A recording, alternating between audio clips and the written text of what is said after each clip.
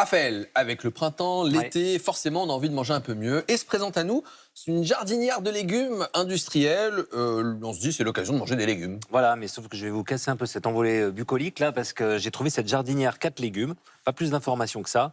Vous allez voir que c'est catastrophique. Alors, ça démarre plutôt bien. Nutri-Score A, sans conservateur, ce qui est normal pour une boîte de conserve quand même.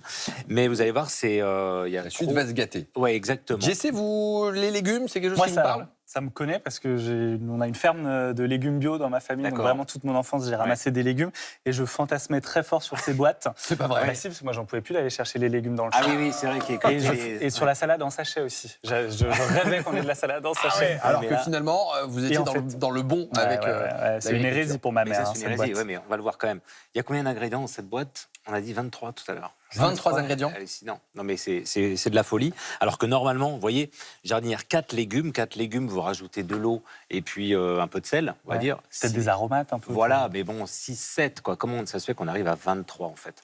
Donc, on va justement regarder ce qu'il y a dedans. Exactement. Alors, vous regardez la première liste là, c'est exactement ce qu'on attend, c'est-à-dire vous avez les fameux 4 légumes, carottes, haricots, pommes de terre et flageolets, de l'eau et du sel. Ça devrait s'arrêter là. Voilà. Sauf qu'après, première surprise, vous avez bouillon de volaille.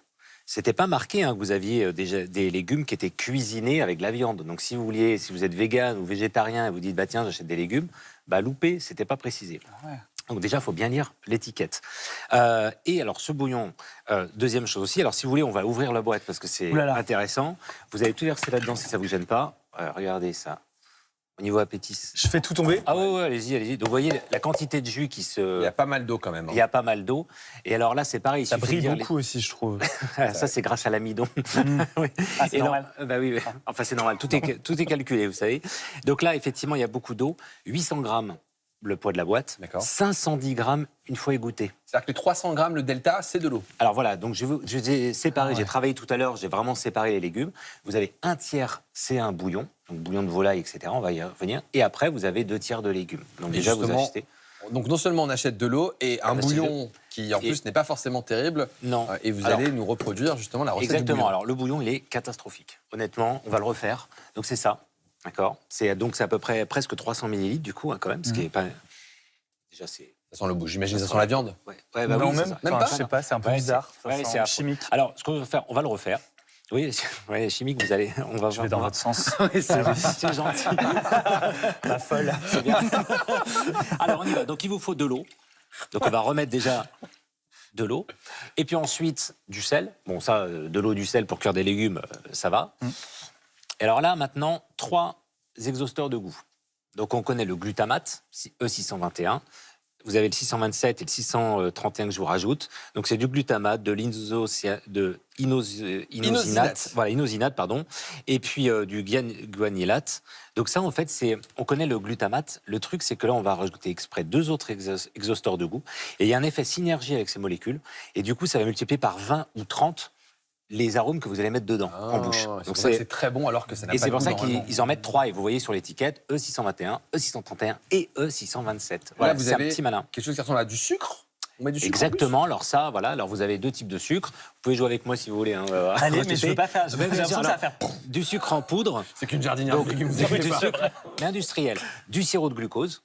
Donc il y a 2 types de sucre. Effectivement, Jimmy, c'est bien vu. Voilà. Donc ça n'a rien à faire clairement. Alors ensuite, amidon de pommes de terre pour donner ce côté un peu, vous voyez, c'est ce qui fait que ça brille. Ça brille, c'est épais. Et puis quand même, effectivement, vous l'aviez mentionné, quelques épices et aromates. Alors on y va de bon cœur. Bah voilà, c'est ça. Bon, là, ça va commencer à épaissir et à être sympathique. Et puis maintenant, tout ça, ça n'a pas de goût. Les légumes, ils ont été lavés, un peu bouillis, plus d'intérêt. Donc on va mettre des arômes. Voilà, donc on va rajouter des arômes. Alors là, il ne faut pas vous tâcher les doigts avec. Donc 3 arômes. Vous regardez l'étiquette. Vous semblez surpris justement de la liste de tous ces ingrédients-là. C'est énorme. Voilà. Et là, ça va commencer à... Vous voyez, ça commence à sentir presque bon, les légumes, là. Donc, là, on sent la volaille. Voilà. Alors qu'il n'y a pas de volaille. Eh ben, ouais. Voilà. Ah ouais, j'ai l'impression qu'il y a du poulet braisé. Il y a du poulet dedans, poulet braisé. Voilà, je vous ai fait ça. Ah oui, j'avais oublié, normalement, on met de la graisse et de la viande de poulet, mais enfin, je vous l'ai épargné sur le plateau. Vous mettez à cœur vos légumes et voilà. Et qui plus est, pour un prix assez élevé finalement, alors, parce que c'est pas du tout compétitif. J'ai payé 2,50 €.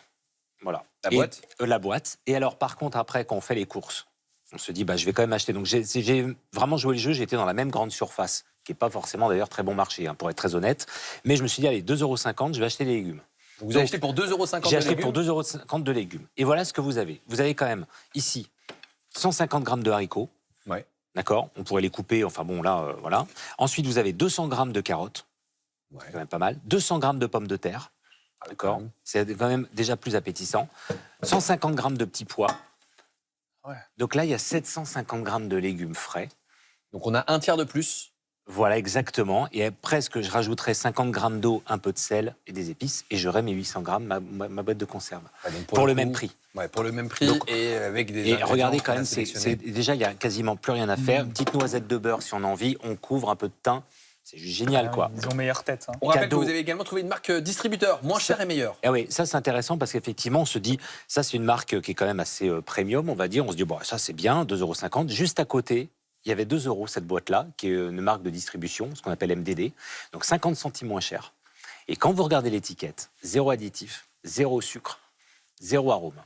Alors Il effectivement, y avait vous avez juste raison. des légumes et de l'eau. Bon, Il y a un peu plus de pommes maison, de terre. Ou sinon, apprenez à bien lire les étiquettes. Voilà. Et pas c'est dénigrer vraiment- les marques distributeurs. qui Exactement, parfois c'est font pas mieux parce que qu'on des- met de l'argent qu'on va se dire on va mieux manger. Eh bien, merci beaucoup, Mais avec Raphaël. plaisir. On passe à notre dossier du jour. Jesse, on va parler des acouphènes. Est-ce que ça vous intéresse? Avec grand plaisir. Merci, c'est pour la transition. Bourdonnement, sifflement, grincement, les acouphènes polluent la vie de 15 à 20% de la population. Et si on ne comprend pas vraiment l'origine, il existe aujourd'hui des moyens de soulager les patients. On en parle avec notre spécialiste.